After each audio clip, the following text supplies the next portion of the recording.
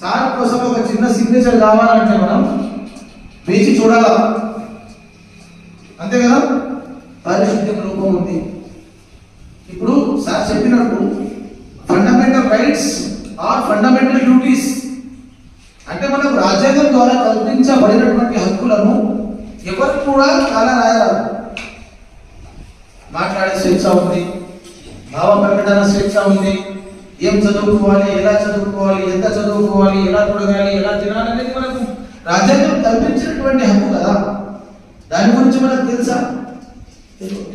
ఇప్పుడు మనతోటి ఎంతో మంది విద్యార్థులు ఉన్నారు, వాళ్ళు పూర్తి స్థాయి చదువులో అంటే చదువుతున్నారా? వాళ్ళు చదవడం లేదు కదా.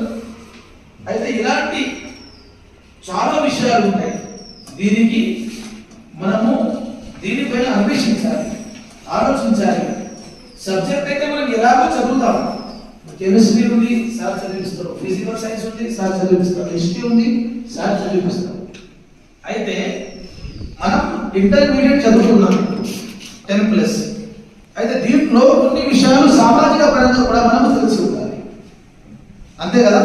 ఇదైతే రొటీన్ చదువు, సార్లు మేము చెప్తారు, సబ్జెక్ట్ కూడా చదువుతారు.